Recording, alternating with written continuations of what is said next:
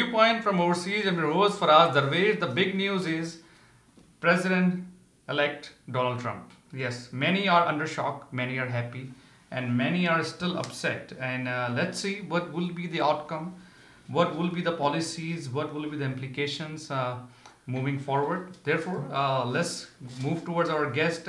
We have Riaz Haq Saab, we all know him, Ms. Bazem Saab.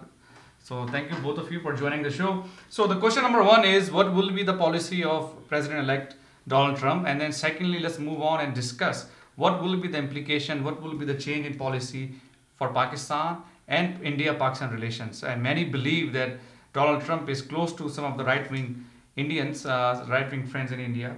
So let's discuss that as well. So Razak, let me start with you. First, tell me, were you expecting that this was going to happen? What were the chances? No, this was a totally stunning development. I think almost all pollsters and the media and the pundits were not expecting a Trump win. So it came as a big surprise to everybody. And I think for the last few days, everyone is trying to explain what happened and how did they go so wrong. Right. So tell me, I mean, was media trying to hide this, or were we not aware of this, or were we trying to be politically correct? Because what a lot of stuff Donald Trump was saying, the president-elect was saying, was basically things that we normally and people normally hesitate in saying. Yeah, there is a thing called Bradley effect, which refers to what happened to Tom Bradley, who was a candidate for the California governor in the early 80s. Most of the pundits at that time and the pollsters, based on their surveys, were predicting a big win for Tom Bradley. Now, he was an African American. Right. And a lot of people said that they would vote for him, but when they went into the voting booth, and they actually cast their ballots, they voted for Duke Majan, who was a white candidate. So this hidden racism, this problem exists in this country, and it actually has been given this name called Bradley effect since the early 80s. I understand it exists. We all know that it exists, but at such high magnitude? Yeah, so that's the big surprise. Right. That a lot of people were hesitant to admit that they were going to vote for Donald Trump, but actually they did end up voting for him. So let me move to the next topic. And so, we are a minority in this country. We come from Pakistan, we have Muslim background, and lots of the stuff President-elect was saying before election about Muslims, Muslim community, about, a lot of other minority groups was very questionable, right? Many were upset, including you yourself. Our Spanish voters were upset. Many of the African American voters were upset. But so after having Donald Trump as a president, what do you think will be these communities will feel? I think first of all, the international image of the United States, I think, is already taking a beating. The world had this view, this perception of the United States as a very tolerant and a very inclusive society. Right. In fact, the motto for this country is E pluribus unum, which means from many to one. That this basically country was created by immigrants from a lot of different places. But it seems that this white supremacy problem has come back. There is that racism has asserted itself. And the kind of language that Donald Trump used was outright, racist, misogynist, xenophobic, and he attracted a lot of the extreme right-wing white voters to his campaign rallies, which were very, very well attended. So now the question is he going to follow through on the things he said? The problem is that he has said a lot of very conflicting things during the election campaign. It's not clear which of those things are going to be, his policy and which of those were just campaign rhetoric in order to win the election. Are those even implementable? Yeah. So I think the way to judge that is going to be what kind of a cabinet, what kind of advisors does he pick? That's something we need to find out. Yeah. So they're going through that transition process right now. President-elect Donald Trump has actually designated a transition committee. The Vice President-elect Mike Pence is the chairman of that committee, and there are several people in that committee. And there are some questions about the people that are on that committee, particularly people like Steve Bannon, who used to run Breitbart News. And it's very racist, xenophobic, misogynistic kind of a publication. So people have serious concerns about that. Another person that's on that committee is Mike Flynn, who's been openly Islamophobic. He's been attacking Muslims in the United States. Right. So, Dr. Misbah, let me come over to you. So, first tell me your response to this. Yeah, first of all, I would like to congratulate President-elect Mr. Trump, Donald J. Trump. I mean... and now he carries much higher responsibility.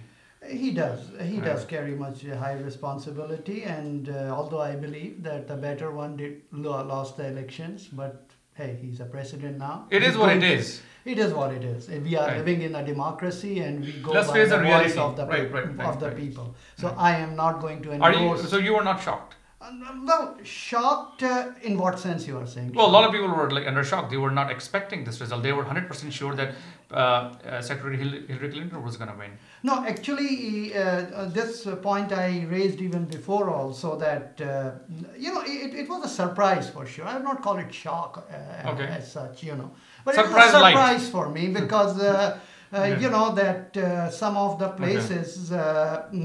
places, I did make a comment also in our show also that there are certain things which we are not looking at it. Right. So the thing is that since he is a president now, so now he has to work on the healing process now. For that is should be his first priority for the people.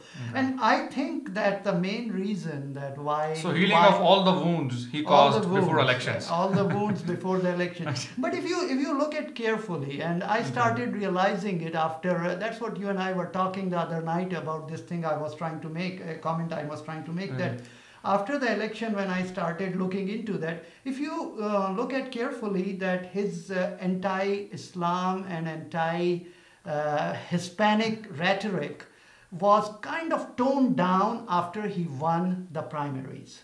Because see, before the primaries, there is a big population in United States who are very scared of being called as a racist. Political incorrectness is kind of attached to the racism, and predominantly the mainstream American doesn't want to be called as racist. However, the Republican voter does endorse this type of feeling, this type of rhetoric, although they don't say it. Are you saying Republican Party or Republican voters? I'm not saying party. Well, maybe party too. I mean, I'm not going to deny that the party does not. So it was there, and President-elect, what he did while he was a candidate and he was running for his primaries, what he did is he did a very smart thing, that he took those things and he said he exploited those. Which is not good in the future, because now he has to deliver on those things, and which is very difficult for him. Another thing which I want to say is that if you see it, that it's becoming a cliche now that he's very politically incorrect. He has a courage to say that, especially our Indian friends were very impressed. I will come to that. Right. No, but this is not related to a specific group. But I'm just saying that it is turning into a cliche. However, if you see it carefully, it is not, his political correctness was not against Indians who also have a illegal immigration problem. His political incorrectness was not against Chinese Americans, who are kind of go by the person who can give them more benefit financially, So his political incorrectness was only to some groups which are easy. In media it is easy to go Muslim bashing. Right. Let me shift gear. Razak, let me start with you. What will be the future of Muslims in this country after Donald Trump? I think there's a lot of serious concerns, particularly among the young Muslim community in this country. A lot of young people are very concerned about what's going to happen.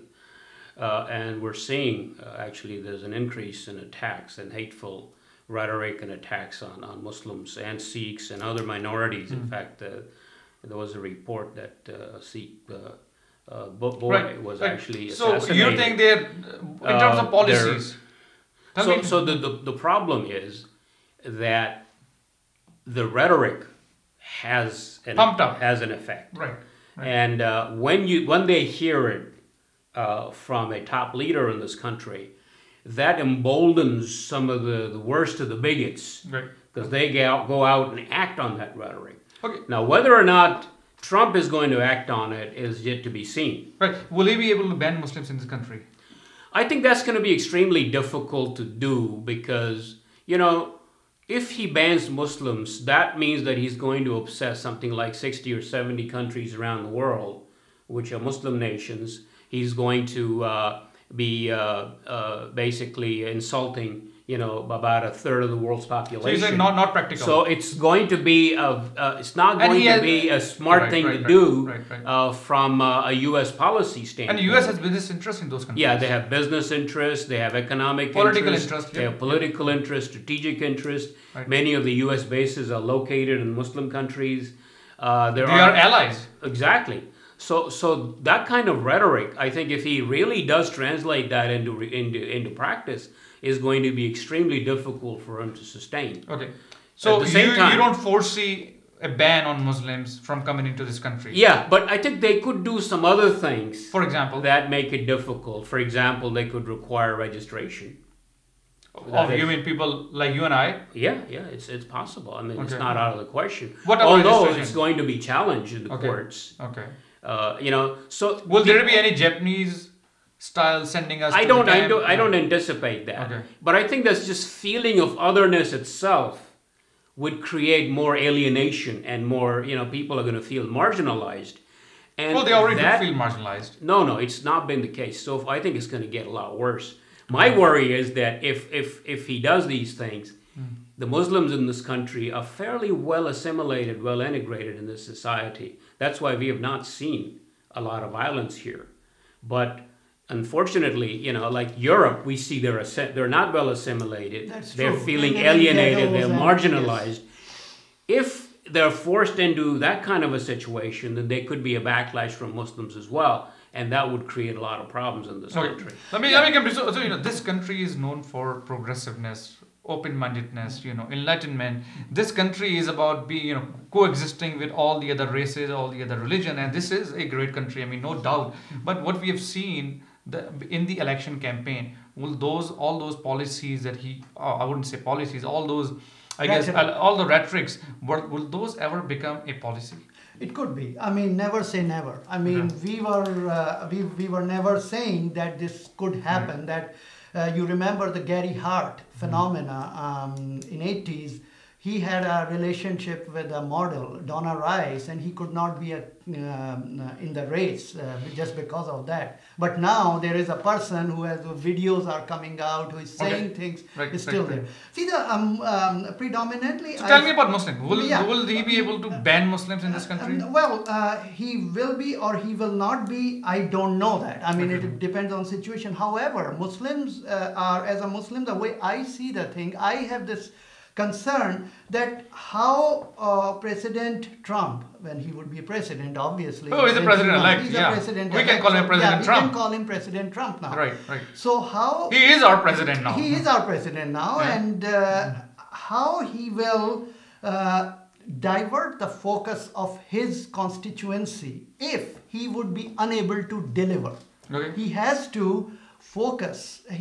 Because people. Those people will have a much more resentment if he is not able to deliver what he promised. I agree. So in that condition, if he gets to be cornered to that position where he will not be able to deliver whatever he promised, sometimes it is difficult to deliver. On one hand, he wants to keep the health care from the government. Obamacare? He wants to keep Obamacare. Well, this is as of today. Parts of it. Parts of it. This is as of today. No, but the thing is that he wants to have some sort of government controlled Right. care. Let's take a quick break and then let's come back to it. Just 1 second. And from where he will, and when he's asking to reduce taxes, how he gets money for that. So it is not possible both of the things. Okay, let's take a small break. Audience, welcome back. Let's shift gear now. So, Riazak, I will start with you. What will be the implications on Pakistan now? The president-elect has had some, romance with Indian right-wing community, and I guess we all know about the India-Pakistan rift, which is not unknown to anyone. So, what will be the implication of India-Pakistan relations? But first, I would like to know what will the implication on Pakistan just itself. Mm-hmm. So, before I go to that, let me just wrap up the last point that you were discussing about Muslims. I think one of the things that's unique about this country is that it has a constitutional system of checks and balances. And if Mr. Trump tries to do things that are outside that framework, there's going to be challenges. And I think the system will be there to prevent him from doing things that are unconstitutional. So that is my hope that that is going to. Okay. Well, it could be amended, right? Because he has it's very hard to amend the Constitution. It's extremely difficult. Yeah. It can be reinterpreted if he gets his judges of his. Like there's a large judiciary here. I mean, how many judges is he going to change? Yeah. So let's move to the Pakistan phenomena now. Yeah. So I think with Pakistan, let me just give you a couple of statements that he has made. Now again, post-election, pre-election. No, this is pre-election. Okay. But let me make sure that you understand that none of this means policy. It was pre-election.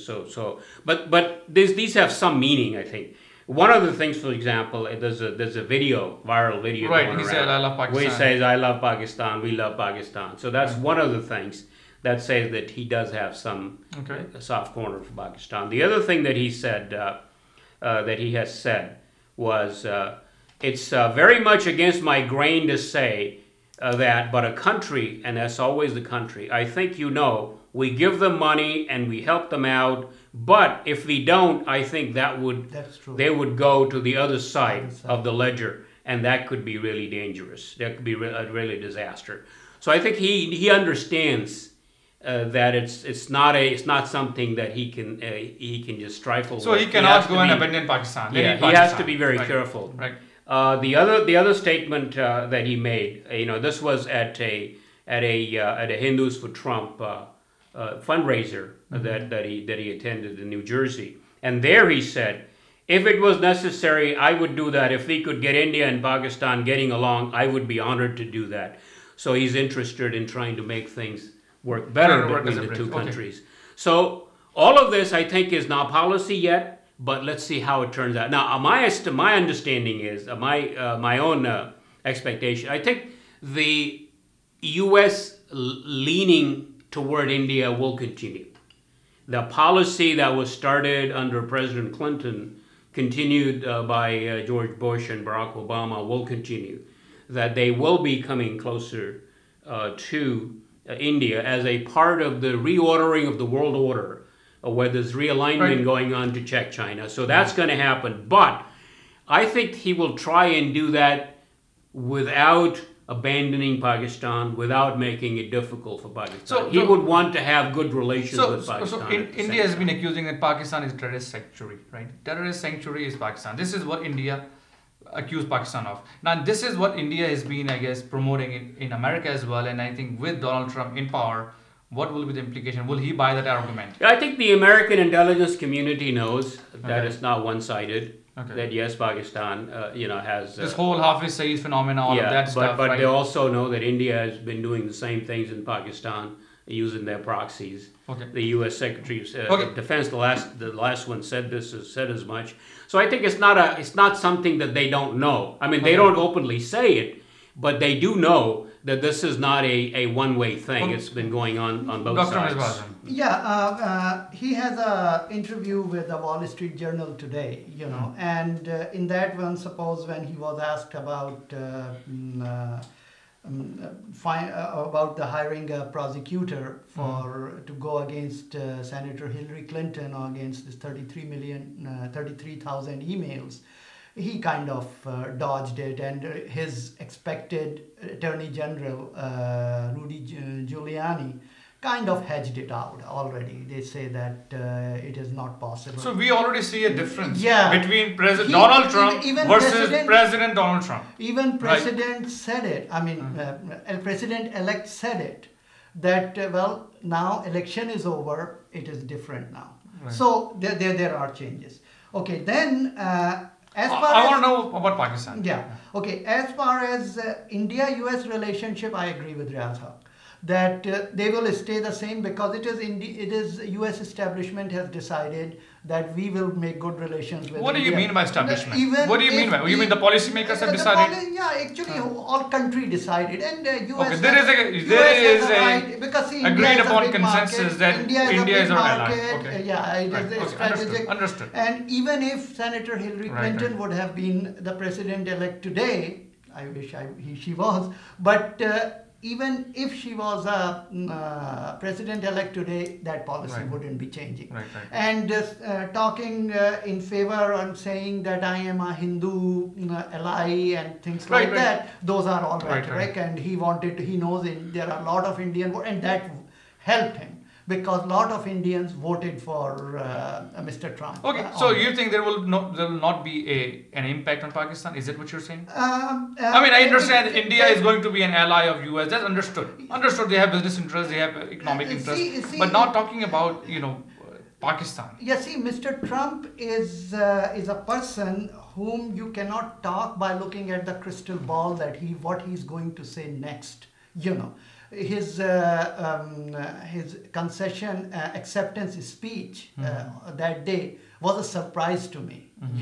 I was expecting that he would come as a victorious and he says big things, but no, he's humble, he's nice. Today, when he was Wall Street Journal, when he talked about when he was going to meet President Obama, then I was expecting something would come out from there because they were talking for so long time. Maybe something. Oh, you mean a lot of resentment, not a heartburn, right? Nothing. It was very nice talk, very smooth, everything good. Today, when I heard that he's going to talk to Wall Street Journal, I was anxiously waiting for it. But that didn't happen. He came out as a statesman. If you read the interview, he's like a statesman. Not only that, in that interview, he said one thing which I kind of like it. He said that about fight in Syria. He said that in Syria, let's not go against Assad. It's no point going Assad. We don't know the rebels. Who are these people? We should combine together, stay together, stick together, and fight against ISIS. I think this is a very good policy. So he's saying we are going to ally with Assad and fight against ISIS. He didn't say well, this is what it means. We are not going to fight. That's a huge shift. Yeah, it's a huge shift from the current. So the last topic in which I am very interested in, what role can President-elect Donald Trump play in having a good relations between or proposing or basically playing a mediator role between India and Pakistan to establish good relationship between India and Pakistan? He said that he's ready to mediate between India and Pakistan before the election even. He said that. And Pakistan Foreign Office... So he's not taking any sides? No, he did not take any side. Right. Now we have to keep one thing in mind. Does he really know the whole situation? He's not a Washington politician. Well, at least his intentions are good. And second thing is that he's not getting the